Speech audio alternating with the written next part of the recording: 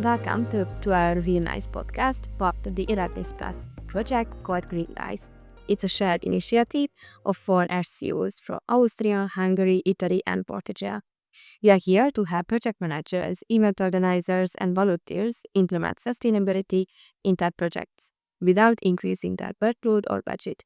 Today, we'll talk about the basics of sustainable management and how to get started. We understand that many people want to make their projects greener but don't always know where to start. That's exactly why this podcast exists.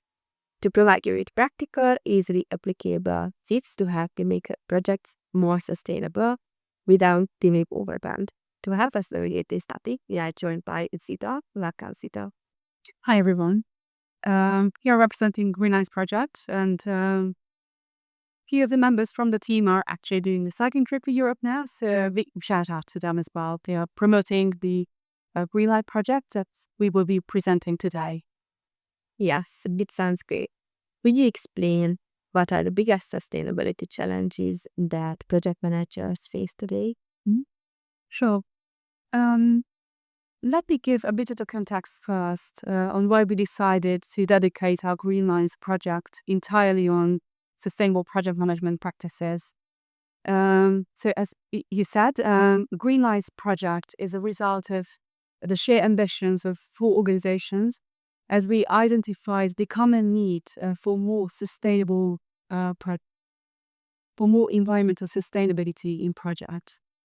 We conducted a needs assessment, and by doing so, it became clear that most projects, even with sustainability in mind, were conducted in pretty unsustainable way. And the majority of the project writers and facilitators admitted that they just didn't have the knowledge about sustainable project execution, or they felt that they simply didn't have enough funds for going green. The very reason why we developed the Greenline project is to answer to all of these concerns and to guide us all who are developing or working in projects, especially but not exclusively with Erasmus Plus, to green the future project from the planning stage to the execution. The guide we are presenting now is the main output of the Greenlines project. We tried to make it as easily applicable and tangible as possible for all those who might feel a bit overwhelmed by implementing sustainable projects or who worry that more environmentally conscious practices may be more expensive. And we explored the difficulties the project coordinations are facing. We identified the need through focus groups, and we researched on the best practices. All of our findings and the information in this guide will be available, so anyone can download from the Salto Youth toolbox and also from our partners' website as well. Many people think that small-scale projects don't have a significant environmental impact. Could you give me a realistic picture of how much CO2 a project typically emits? Sure. Let's see an example. So if we take an average 7-day mobility project where people taking flights to venue, using local buses, staying in a hotel. Scenario 1, if with a plant-based diet, that would be 327 kilogram CO2 emitted per person.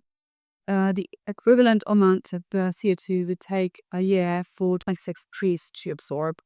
And for a group of 30 participants, again with plant-based diet, that would be around 9,800 kilogram of CO2.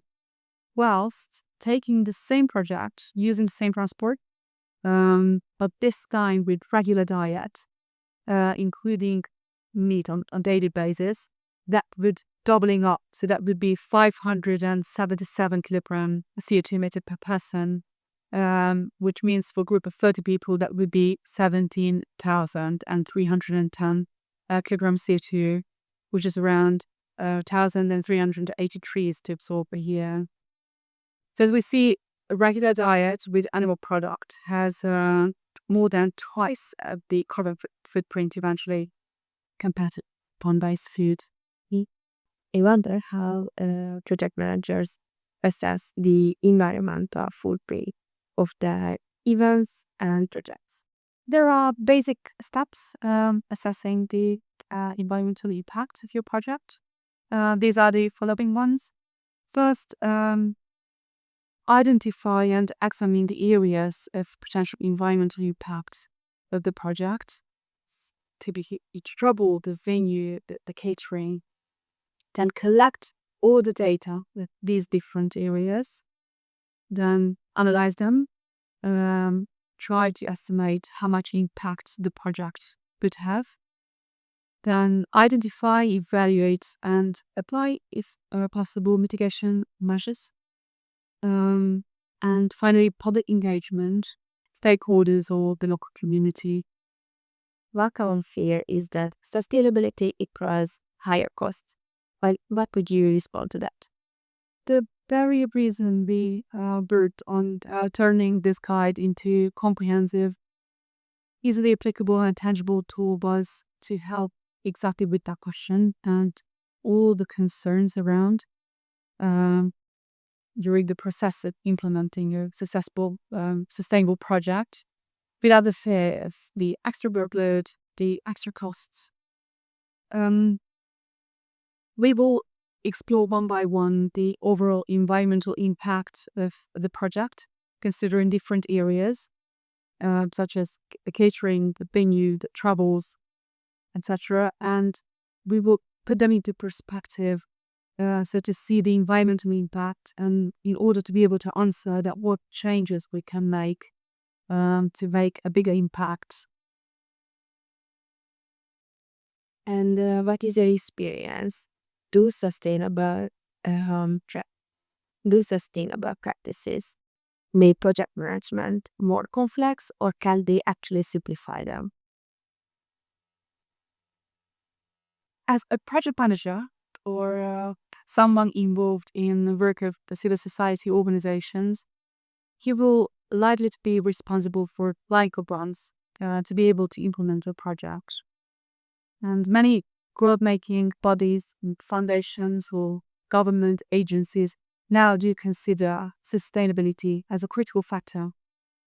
So this is why organizations with a clear sustainability strategies are often more competitive, means that's easier for them to secure the funding, as funders are very much expect applicants to show the commitment to responsibility practices. So to summarize, if you have a well-developed sustainability policy, it will demonstrate your commitment and it will make it easier to secure the funding. Okay, let's talk about lead solutions. What are the key steps a project manager should take to impact sustainability into the daily phase? As we just discussed, the sustainability policy is essential. It will demonstrate your commitment for sustainability, making it easier to secure the funding right beginning in the planning stage. In this regard, sustainability policies are not only a nice to have ones, but are quite crucial for long-term success. And when doing so, consider including additional budget to offset the CO2 emission generated by your activities. For this one, you can use CO2 calculator to estimate the amount of CO2 emitted. You can use the My Climate calculator. It's on the myclimate.org website. Another important element still at the planning phase is always communicate effectively with anyone involved, all the stakeholders, the participants, the guests, the volunteers, the team, investors, sponsors, suppliers, even in media or local community. If possible, try to engage at least some of the groups, and clearly just convey the purpose of your sustainability efforts. Mm, the communication can also help to address another important aspect, which is, in general, inspiring and educating others on the environmental, social, and economic aspect of the sustainable project. But how can organizations interrelate sustainability goals without overwhelming their teams? It is important to communicate clearly, right from the beginning, to manage expectations around any aspect of the project. Few tips to develop and distribute the announcement amongst stakeholders. Communicate that your event will be organized with sustainability in mind. Same goes to the participants and guests. So even in the invitation, emphasize that this is a sustainable event and certain rules and approaches will be applied. At the event itself, explain again to the participants that why the event is organized sustainably and how does it differ and what the impact it has. Another detail can be still in the planning phase when developing your communication strategy and communication plan to choose the digital tools, social media, or any online platforms instead of rigid culturals. And when planning activities, just try to consider the feedback and suggestions with all stakeholders, as this will just help to ensure that the event is generally sustainable and considers also the trust of the stakeholders. On the other hand, you might all know that sustainability isn't just about planning. It's about changing behavior. For instance, how can project managers encourage team members to adapt regular habits during the event? So throughout the whole implementation, whenever possible, any aspects of the workshop try to raise awareness on sustainable behaviors or any kind of green practices. You can provide a training about it or any workshop or like talk or activity. You can share the committee guidelines as well. Any details again that help to raise awareness. Like when thinking, for example, of the resources that you will need for an activity, consider whether you can use what you have already instead of buying any new materials. Consider if you can borrow any equipment, or if you need to buy something, then make sure that you purchase the right quantities. So again, avoid extra waste. Try to avoid disposable products. Choose anything that is usable instead. You can also engage participants for sustainable practices. That can also be a great opportunity for all the people involved to get some inspiration.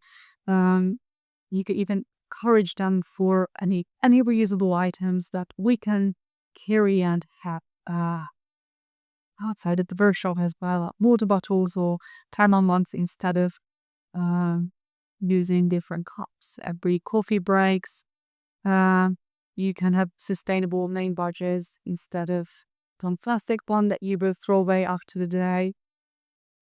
Providing digital resources always instead of printed materials. Encourage people to recycle or reuse materials. You can, to make it a bit more fun, you can even set up some challenges to make it a little bit more interactive, a bit more fun. Okay. Last but not least, can you share any creative approaches that have worked well in engaging participants in sustainability efforts? Yes, sustainability should not feel like a burden. It can be really enjoyable and fun and inspiring, actually. So whenever possible, just try to find creative ways to incorporate eco-friendly practices, making this as part of the whole experience. You can host competitions or brainstormings, for example, to see who can come up with better ideas for reducing waste or energy waste. You can introduce team challenges, for example, to encourage them to start new habits even during the workshop that they can carry at home. So make it more fun, more interactive. We make sustainability, the more likely people will embrace it and integrate into their daily life. Thank you, Sita. I think that's a great place to end today's discussion. We now have a clear understanding of why sustainability matters and how to start integrating it into our projects. In our next episode, we'll dive even deeper into that topic and discuss practical step-by-step solutions that you can implement right away to make your projects more sustainable. So stay tuned and see you next time. Thank you. Bye.